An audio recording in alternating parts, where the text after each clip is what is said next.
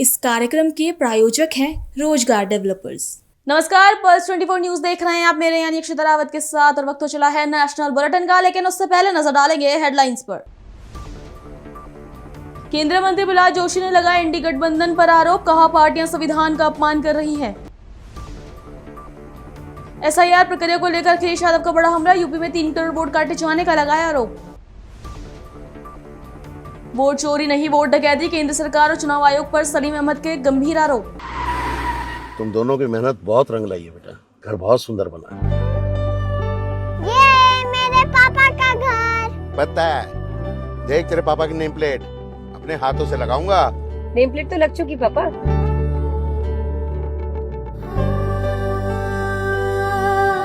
असल मेहनत तो आपने किया पापा, मुझे इस काबिल बनाने के लिए। वो जिंदगी भर किराए के मकान में रहे, लेकिन आज ये घर मेरा नहीं, ये है मेरे पापा का घर।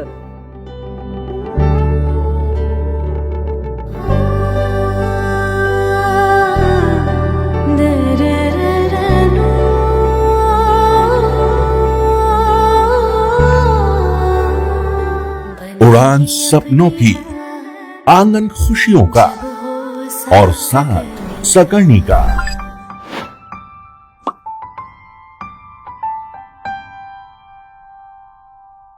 60 वर्षों से आपके साथ मनोरंजन और संस्कार का संगम, जाह्नवी मैगजीन। चलिए अब देखते हैं खबरें विस्तार से। केंद्रीय मंत्री प्रहलाद जोशी ने कहा है कि कांग्रेस के साथ मिलकर इंडी गठबंधन की कुछ पार्टियां संविधान को हवा में उछाल रही हैं और देश में संविधान को हाथ में लेकर घूम रही हैं, जिससे एक बार फिर साबित हो गया है कि वो संविधान और न्याय व्यवस्था का सम्मान नहीं करते हैं। हुबली में बोलते हुए उन्होंने कहा कि देश में कांग्रेस मुक्त भारत बन रहा है, लेकिन कांग्रेस नेताओं का रवैया नहीं बदल रहा है। अगर वो कोर्ट में उनके पक्ष में पेश होते हैं तो वो मान जाते हैं, नहीं तो वो न्याय व्यवस्था को दोष देते हैं। उन्हें ऐसे जज चाहिए जो उनकी बात सुने। वो मद्रास हाईकोर्ट के जजों के खिलाफ एक्शन की मांग कर रहे हैं। उनका कहना है कि तुष्टीकरण के पक्ष में कोई फैसला नहीं आया है, वो फैसले के खिलाफ अपील कर सकते हैं, लेकिन जज को खुद हटाया जाना चाहिए। अगर कोई जज भ्रष्टाचार करता है तो ये अपने पद का गलत इस्तेमाल करता है तो उसे हटाया जा सकता है। ಕಾಂಗ್ರೆಸ್ಸು ಮತ್ತು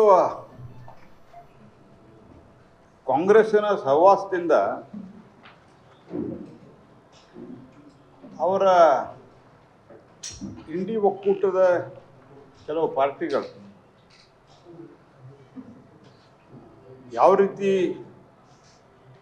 ಈ ದೇಶದಲ್ಲಿ ಸಂವಿಧಾನವನ್ನು ಕೈಯಾಗಿ ಹಿಡ್ಕೊಂಡು ಅಡ್ಯಾಡೋರು ಸಂವಿಧಾನವನ್ನು ಯಾವ ರೀತಿ ಗಾಳಿಗೆ ತೂರ್ತಾ ಇದ್ದಾರೆ, ಸಂವಿಧಾನಕ್ಕೆ ದೇಶದ ನ್ಯಾಯಾಂಗಕ್ಕೆ ಒಂದು ನಯಾ ಪೈಸಾದಷ್ಟು ಅವರು ಗೌರವವನ್ನು ಕೊಡೋದಿಲ್ಲ ಅನ್ನುವಂಥದ್ದು ಐತಿಹಾಸಿಕವಾಗಿ ಹಲವಾರು ಘಟನೆಗಳಲ್ಲಿ ಸಿದ್ಧಗೊಂಡಿದೆ. Historically it is a proven fact. ಈಗ ಇಷ್ಟೆಲ್ಲ ಆಗಿ ಜನ ಇದನ್ನು ಅನೇಕ ವರ್ಷಗಳ ಕಾಲ, ದಶಕಗಳ ಕಾಲ ಗಮನಿಸಿ ಕಾಂಗ್ರೆಸ್ ಮುಕ್ತ ಭಾರತದ ಕಡೆ ಹೆಜ್ಜೆ ಹಾಕಿದರೂ ಸಹಿತ ತಮ್ಮ ಆ್ಯಟಿಟ್ಯೂಡ್ ಸುಧಾರಿಸ್ಕೋಬೇಕನ್ನುವಂಥ ಒಂದು ಸದ್ಬುದ್ಧಿ ಅವರಿಗೆ ಬರದೇ ಇರೋದು ಅತ್ಯಂತ ದುರ್ದೈವ ಸಂಗತಿ.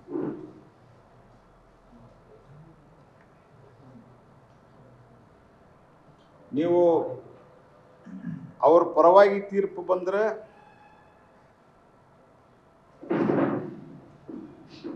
ಜಡ್ಜು, ಸಂವಿಧಾನ, ನ್ಯಾಯಾಂಗ ಒಳ್ಳೇದು. ಅವ್ರ ವಿರುದ್ಧವಾಗಿ ತೀರ್ಪು ಬಂದರೆ ಯಾವ್ಯಾವ ರೀತಿ ವರ್ತಿಸ್ತಾರೆ ಅಂತ ಹೇಳ್ತೇನೆ. ಸೋಮನಾಥ ಮಂದಿರದ ಪುನರ್ನಿರ್ಮಾಣದಲ್ಲಿ, ಅಯೋಧ್ಯ ರಾಮ ಮಂದಿರದ ವಿಷಯದಲ್ಲಿ, ರಾಮ್ ಸೇತು ವಿಷಯದಲ್ಲಿ, ಅಯೋಧ್ಯ ರಾಮ ಮಂದಿರದ ತೀರ್ಪು ಕೊಟ್ಟಾಗೂ ಸಹಿತ ಕಾಂಗ್ರೆಸ್ಸಿನ ಕೆಲವು ಸರ್ಕಲ್ಗಳಲ್ಲಿ ನ್ಯಾಯಾಂಗವನ್ನು ಟೀಕೆ ಮಾಡಿದರು. ಶಾಬಾನು ಪ್ರಕರಣದೊಳಗೆ ಪರಿತ್ಯಕ್ತ ಮಹಿಳೆಗೆ ಮಾಶಾಸನ ಕೊಡಬೇಕು ಅಂತ ಹೇಳಿದಾಗ ಸುಪ್ರೀಂ ಕೋರ್ಟಿನ ಸಂವಿಧಾನ ಪೀಠದ ಆದೇಶವನ್ನು ಒಂದು ರೀತಿಯಲ್ಲಿ ಪಾರ್ಲಿಮೆಂಟ್ನಲ್ಲಿ ತಮ್ಮದು ಮೆಜಾರಿಟಿ ಇತ್ತು ಅನ್ನೋ ಕಾರಣಕ್ಕಾಗಿ ಆ ಸಂಪೂರ್ಣ ತೀರ್ಪನ್ನು ನಿರಸ್ತಗೊಳಿಸುವಂತಹ ಪ್ರಯತ್ನ ಮಾಡಿದೆ. It was just discarded.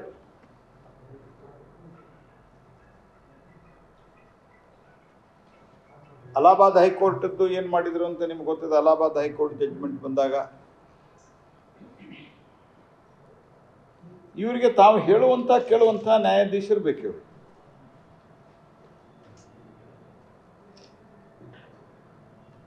ಅನೇಕರಿಗೆ ಗೊತ್ತಿರಲಿಕ್ಕಿಲ್ಲ, ಬೆಹ್ರಾ ಅಲಿ ಅಂಥೇಳಿ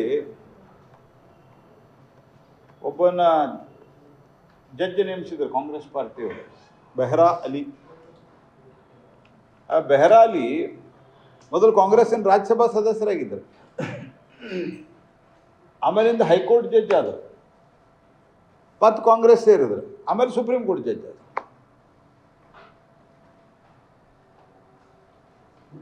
ಇವರು ಸಂವಿಧಾನದ ಬಗ್ಗೆ ಮಾತಾಡ್ತಾ ಸಂವಿಧಾನ ಕಿಸ್ತಿಯಲ್ಲಿ ಇಟ್ಟುಕೊಂಡು ಈಗ ತುಷ್ಟೀಕರಣದ ಪರವಾಗಿ ತೀರ್ಪು ಬರಲಿಲ್ಲ ಅನ್ನುವ ಕಾರಣಕ್ಕಾಗಿ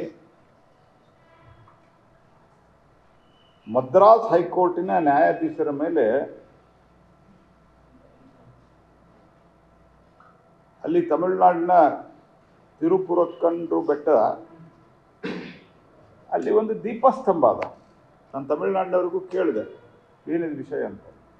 ಆ ದೀಪಸ್ತಂಭ ಅದು ಆ ದೇವಸ್ಥಾನಕ್ಕೆ ದೀಪ ಹಚ್ಚಲಿಕ್ಕೆ ಇದ್ದದ್ದು. ಆದರೆ ಇವರು ಹಲವಾರು ವರ್ಷಗಳಿಂದ ಅದನ್ನು ಒತ್ತಾಯಪೂರ್ವಕವಾಗಿ ಬಂದ್ ಮಾಡಿಸಿದ್ರು. ಈ ಸರ್ತೆ ಯಾರೋ ಒಬ್ಬರು ಕೋರ್ಟಿಗೆ ಹೋದರು. ಕೋರ್ಟ್ನಲ್ಲಿ ಅಲ್ಲಿ ದೀಪ ಹಚ್ಚಬಹುದು ಅಂತ ಆದೇಶ ಮಾಡಿದರು. ಆದರೆ ಅವ್ರ ವಿರುದ್ಧ ನೀವು ಅಪೀಲ್ ಮಾಡಿರಿ, ನಿಮ್ಮ if you are not happy with that ತೀರ್ಪು ಜಡ್ಜ್ಮೆಂಟ್. ಆದರೆ ಅವ್ರ ಮೇಲೆ ಇಂಪೀಚ್ಮೆಂಟ್ ಮೋಷನ್ ತರ್ತೀರಿ ನೀವು. ಆದರೆ ನಿಮಗೆ ಬೇಕಾದಂಗೆ ಜಡ್ಜ್ಮೆಂಟ್ ಕೊಡ್ಬೇಕು ಅವರು. ಅಂದರೆ ಕಾಂಗ್ರೆಸ್ ಪಾರ್ಟಿ ಮತ್ತು ಈ ತಥಾಕಥಿತ ಅಸಹಿಷ್ಣುತೆ ಅಂತ ಮಾತಾಡ್ತಾ ಇದ್ದರು. ಯಾರಿಗಿದೆ ಅಸಹಿಷ್ಣುತೆ? ಈಗ ಏನೋ ಕಾರಣದಿಂದ ಅಸಹಿಷ್ಣುತೆ ಅಂತ ಮೋದಿ ಸರ್ಕಾರದ ಬಗ್ಗೆ ಶುರು ಮಾಡಿದ್ರೆ. ಏನು ಜನ ಮೊದಲನೇ ಟರ್ಮ್ದಲ್ಲಿ 14ರಿಂದ 19 ಅವಧಿಯಲ್ಲಿ ಅಸಹಿಷ್ಣುತೆ ಅಂತ ತಿಳ್ಕೊಂಡು ಬೊಬ್ಬೆ ಹೊಡ್ಕೋತಾ ಅಡ್ಡಾಡಿದ್ರು. ಜನ ತಿರಸ್ಕಾರ ಮಾಡಿ ಮತ್ತೊಮ್ಮೆ ಮೋದಿ ಸರ್ಕಾರಕ್ಕೆ 19ರ ಅಧಿಕಾರ ಕೊಟ್ಟರು, 24ರ ಅಧಿಕಾರ ಕೊಟ್ಟ ಮೇಲೆ ಅದನ್ನು ಬಿಟ್ಟರು.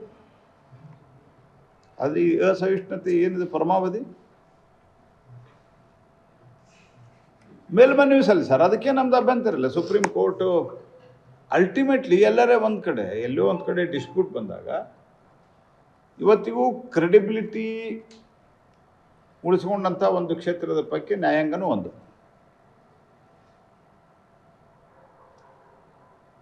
ಇವ್ರ ಮೇಲೆ 103 ಜನ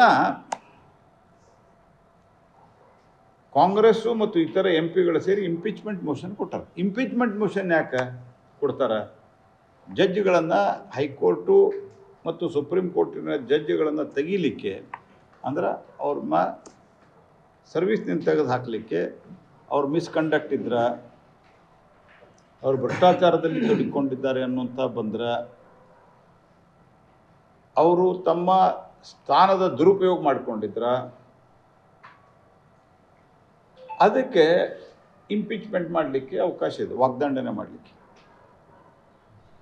ಆದರೆ ಒಂದು ಜಜ್ಮೆಂಟಕ್ಕೆ ಮೊದಲನೇ ಬಾರಿ ಈ ದೇಶದೊಳಗೆ for the first time in the 75-76 years of Indian independence ಮೊದಲನೇ ಬಾರಿ ಇವತ್ತು ನ್ಯಾಯಾಧೀಶರನ್ನ ವಾಗ್ದಂಡನೆ ಗುರಿ ಮಾಡ್ತಾ ಇರುವಂಥ ಒಂದು ದುಸ್ಥಿತಿಗೆ ತಲುಪಿದ್ದಾರೆ.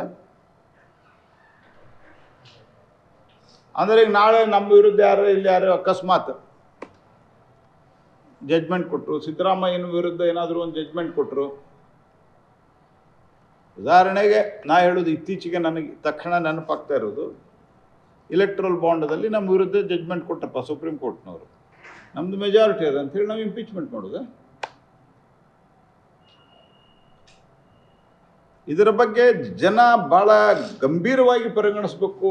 ಪ್ರಜಾಪ್ರಭುತ್ವ ಉಳಿಬೇಕಂದ್ರೆ ವಿರೋಧ ಪಕ್ಷಗಳ ಮಾನಸಿಕತೆ ಏನದ, ಒಂದು ಹಿಂದೂ ವಿರೋಧಿ, ಎರಡನೇದು ಸಂವಿಧಾನ ವಿರೋಧಿ. ಇದಕ್ಕಾಗಿ ನಾನು ಇದೇ ವಿಷಯವನ್ನು ಪ್ರೈಮ್ ಮಾಡಿಕೊಂಡು ನಿಮ್ಮ ಜೊತೆಗೆ ನಾನಿವತ್ತು ಮಾತನಾಡ್ತಾ ಇದ್ದೇನೆ.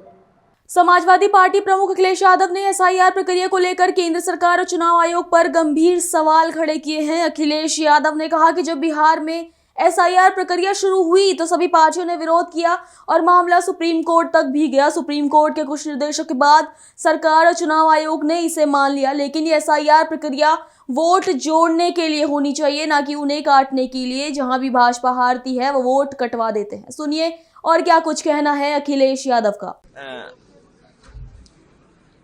एसआईआर जब बिहार में शुरू हुई तो सभी पॉलिटिकल पार्टीज ने विरोध किया, तो यहाँ तक कि सुप्रीम कोर्ट तक में जाने पड़ा। और सुप्रीम कोर्ट के कुछ निर्देशों के बाद इलेक्शन कमीशन और सरकार ने स्वीकार किया। लेकिन इधर ये जो एसआईआर की एक्सरसाइज है, ये एसआईआर की एक्सरसाइज वोट जोड़ने के लिए होनी चाहिए, वोट काटने के लिए नहीं होनी चाहिए। बिहार में बड़े पैमाने पे वोट काटा क्योंकि आज डेटा अवेलेबल है, बूथ लेवल पे डेटा अवेलेबल है, तो बीजेपी जहां जहां हार जाती है वहां वोट कटवा देती है। यूपी में 3 करोड़ वोट कटने जा रहा है, और जिस कॉन्स्टिट्यूंसी से मैं चुन करके आता हूं, अभी जो डेटा निकल करके आया वो है कि 2 लाख से ज्यादा वोट कट रहा है। और हमारे बगल में एक कॉन्स्टिट्यूंसी है फर्रुखाबाद, वो भी समाजवादी पार्टी की कॉन्स्टिट्यूंसी रही है, वहां भी लगभग 2-2.5 लाख वोट कट रहा है। अगर एक पार्लियामेंट कॉन्स्टिट्यूंसी में, एक डिस्ट्रिक्ट में, क्योंकि हमारा डिस्ट्रिक्ट तो बहुत छोटा है, और उसमें अगर 2.5-3 लाख वोट कट जाएगा, पूरे यूपी में जो डेटा निकल करके आ रहा है वो लगभग 3 करोड़ वोटों का कटने का काम होने जा रहा है। तो आप इलेक्शन कैसे करा रहे हैं? इलेक्शन तो तब अच्छा होगा जब वोट ज्यादा हो, सबको वोट डालने का मौका मिले। इलेक्शन कमीशन की जिम्मेदारी है कि सबका वोट बने, लेकिन इधर जो एसआईआर की एक्सरसाइज हो रही है ये वोट काटने की हो रही है। जो लोग एनआरसी नहीं कर पाए सीधे सीधे, वो एसआईआर के माध्यम से एनआरसी करा रहे हैं। लेकिन जैसे आपने कहा कि एसआईआर की जब बात कर रहे हैं तो ये भी कहा जा रहा है कि स्ट्रीमलाइन करने के लिए किया जा रहा है। सरकार बार बार ये कह रही है कि जो गलत ये नकली वोट है या गलत 2-3 वोट्स हैं उनको स्ट्रीमलाइन करने के लिए कर रही है। आप क्या विचार रखते हैं? तो अगर स्ट्रीमलाइन करना चाहते हैं, लोगों के 2-3 वोट थे, आपका आधार है, आधार में आपके पूरा डेटा है, आधार में आपकी रेटिना की इमेज है, आधार में आपके हाथों के फिंगरप्रिंट्स हैं, तो आप आधार को वोटर लिस्ट से क्यों नहीं जोड़ना चाहते हैं? अगर आप आधार को वोटर लिस्ट से जोड़ दें तो लोगों को इतनी परेशानी तकलीफ नहीं होगी, इतने फॉर्म नहीं भरने पड़ेंगे, कागज नहीं ढूंढने पड़ेंगे। लेकिन क्योंकि आपकी नीयत साफ नहीं है, आप डिटेंशन सेंटर क्यों बना रहे हो? भाई इलेक्शन कमीशन ये कहता है कि वोट की वोटर लिस्ट का रिवीजन चल रहा है, आप डिटेंशन सेंटर बना रहे हैं। आप सोचिए बात को कि बीजेपी एक तरफ ये कहती है कि हम वोटर लिस्ट को ठीक कर रहे हैं, अगर किसी का डबल वोट है, कोई मृत्यु हो गया है, कोई शिफ्ट हो गया है, तो हम उसके लिए रिवीजन कर रहे हैं। लेकिन डिटेंशन सेंटर किसने बताया है? डिटेंशन सेंटर कौन बना रहा है? इलेक्शन कमीशन बना रहा है कि बीजेपी बना रही है? तो इसका मतलब एसआईआर के साथ एनआरसी भी है, और फिर आपने आधार में सब कुछ रिकॉर्ड किया हुआ है, इतना डेटा आपके पास है, तो आधार को आप क्यों नहीं मान रहे? वोटर लिस्ट से क्यों नहीं जोड़ रहे हैं आप? अगली खबर कर्नाटक के हुबली से है, जहां कांग्रेस का एक बड़ा बयान सामने आया है। राज्य सरकार के चीफ व्हिप और विधान परिषद सदस्य सलीम अहमद ने केंद्र सरकार और चुनाव आयोग पर गंभीर आरोप लगाए हैं। उन्होंने कहा है कि ये वोट चोरी नहीं बल्कि सीधे तौर पर वोट डकैती है। सलीम अहमद ने बताया कि कांग्रेस दिल्ली में केंद्र सरकार और चुनाव आयोग के खिलाफ बड़ा विरोध प्रदर्शन करेगी। इस प्रदर्शन में कांग्रेस नेता राहुल गांधी, एआईसीसी अध्यक्ष मल्लिकार्जुन खड़गे, कर्नाटक के मुख्यमंत्री सिद्धारमैया, उप मुख्यमंत्री डीके शिवकुमार सहित कई वरिष्ठ नेता भी शामिल होंगे। उन्होंने कहा कि वोट चोरी का मुद्दा बेंगलुरु सेंट्रल लोकसभा सीट से शुरू हुआ था और अब ये लगातार चलने वाली लड़ाई बन चुका है। सलीम अहमद के मुताबिक बिहार समेत कई राज्यों में वोट चोरी की घटनाएं सामने आई हैं। ಡೆಲ್ಲಿಯಲ್ಲಿ ಬೃಹತ್ ವೋಟ್ ಚೋರಿಯ ವಿರುದ್ಧವಾಗಿ ಪ್ರತಿಭಟನೆಯನ್ನು ಹಮ್ಮಿಕೊಂಡಿದ್ದೀವಿ. ರಾಮಲೀಲಾ ಮೈದಾನದಲ್ಲಿ 1 ಗಂಟೆಗೆ ಪ್ರತಿಭಟನೆ ಸಭೆ ಅಖಿಲ ಭಾರತ ಕಾಂಗ್ರೆಸ್ ಕಮಿಟಿಯ ವತಿಯಿಂದ ಆಯೋಜನೆ ಮಾಡಲಾಗಿದೆ.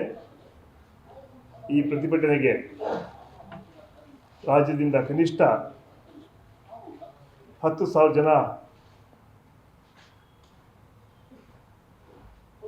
ಹೋಗ್ತಾ ಇದ್ದಾರೆ. ರಾಜ್ಯದ ಮುಖ್ಯಮಂತ್ರಿಗಳಾದ ಸನ್ಮಾನ್ಯ ಸಿದ್ದರಾಮಯ್ಯರವರು, ಉಪಮುಖ್ಯಮಂತ್ರಿಗಳು ಹಾಗೂ ಕರ್ನಾಟಕ ಪ್ರದೇಶ ಕಾಂಗ್ರೆಸ್ ಸಮಿತಿ ಅಧ್ಯಕ್ಷರಾದ ಡಿ ಕೆ ಶಿವಕುಮಾರ್ ಅವರು, ಮಂತ್ರಿಮಂಡಲದ ಸದಸ್ಯರು, ಶಾಸಕರು, ಕಾರ್ಯಕರ್ತರು ಎಲ್ಲರೂ ಕೂಡ ಆ ಪ್ರತಿಭಟನೆಯಲ್ಲಿ ಭಾಗಿಯಾಗಲಿದ್ದಾರೆ. ವೋಟ್ ಚೋರಿ ಏನು ಭಾರತೀಯ ಜನತಾ ಪಾರ್ಟಿ ಸರ್ಕಾರ ಹಾಗೂ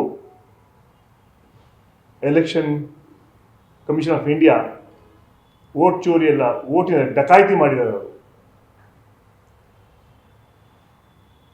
ಅದರ ಮೂಲಕ ಹಲವಾರು ರಾಜ್ಯಗಳಲ್ಲಿ ಜನ ಆದೇಶದ ವಿರುದ್ಧ ವೋಟ್ ಚೋರಿ ಮೂಲಕ, ವೋಟಿನ ಡಕಾಯಿತಿ ಮೂಲಕ ಗೆದ್ದಿದ್ದಾರೆ. ಮಹಾರಾಷ್ಟ್ರ ಇರ್ಬೋದು, ಹರಿಯಾಣ ಇರ್ಬೋದು, ಮುಂದೆ ನಡೆದಂತಹ ಚುನಾವಣೆಗಳಲ್ಲಿ ಬಿಹಾರಲ್ಲೂ ಕೂಡ ವೋಟ್ ಚೋರಿ ಮೂಲಕ ಗೆದ್ದಿದ್ದಾರೆ ಅಂತ ನಾವು ನೇರ ಆರೋಪ ಮಾಡ್ತೇವೆ.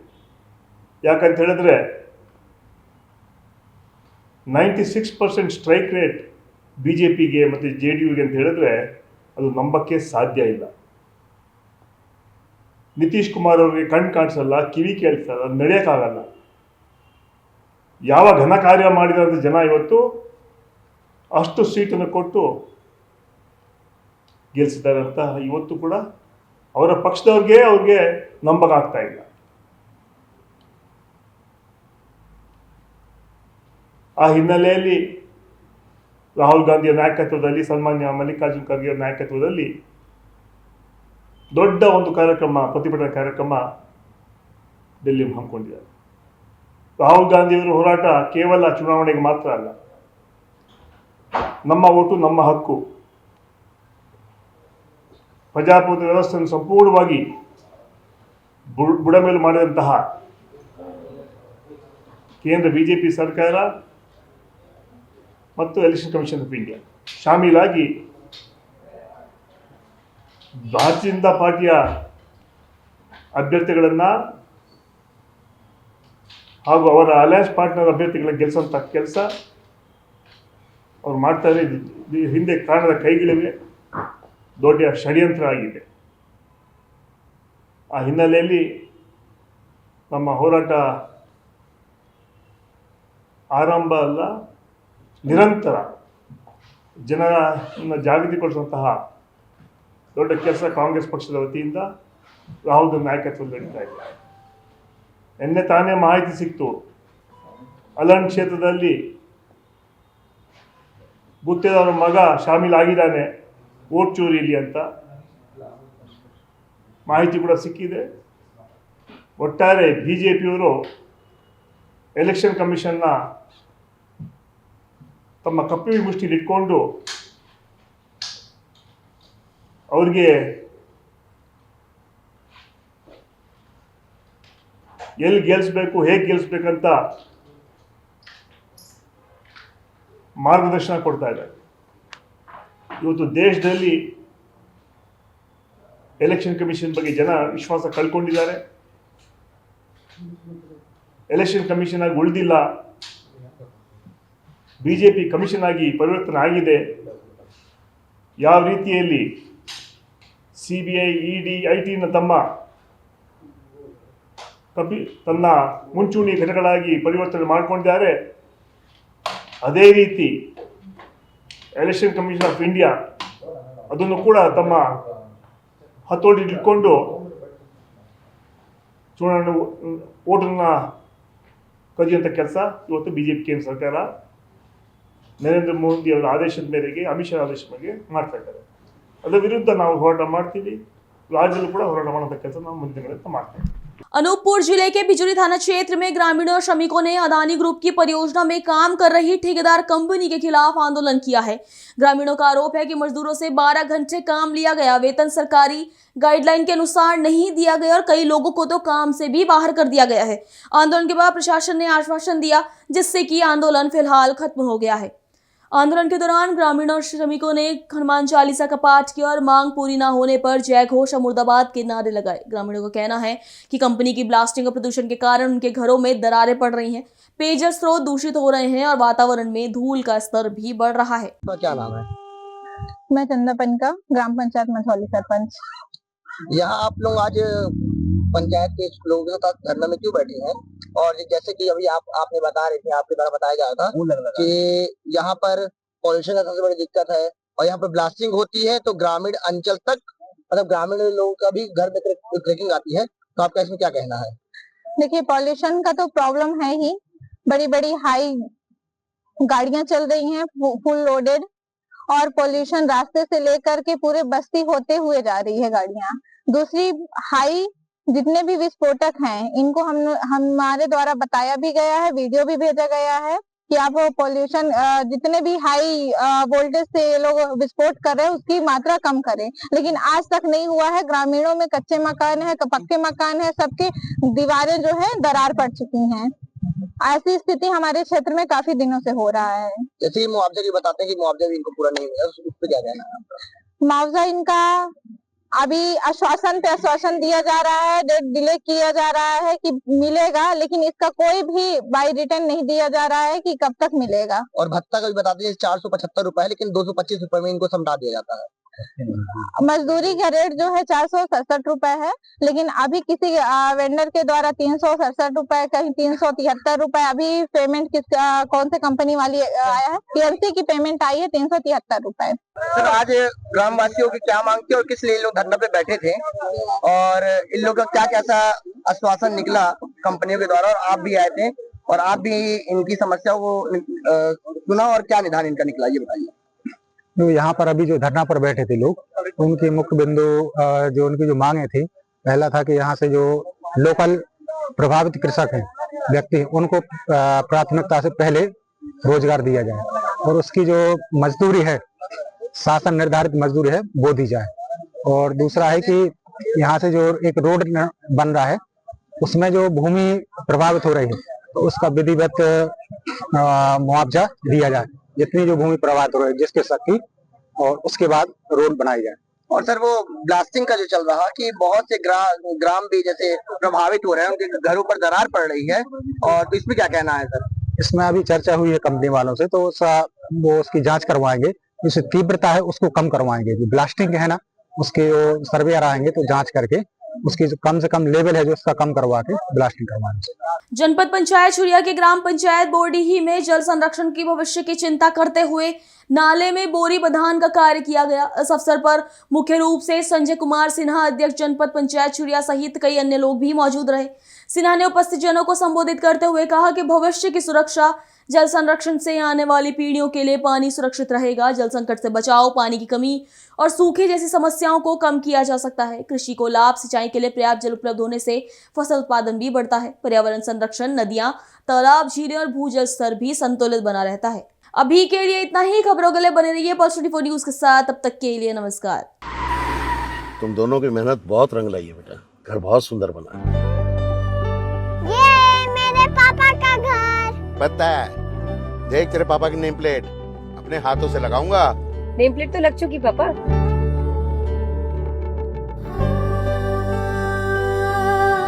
असल मेहनत तो आपने की है पापा, मुझे इस काबिल बनाने के लिए।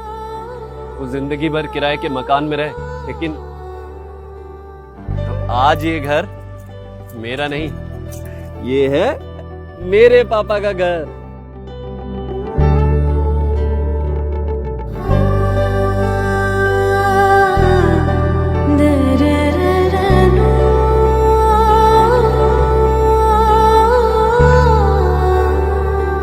उड़ान सपनों की, आंगन खुशियों का, और साथ सकर्णी का।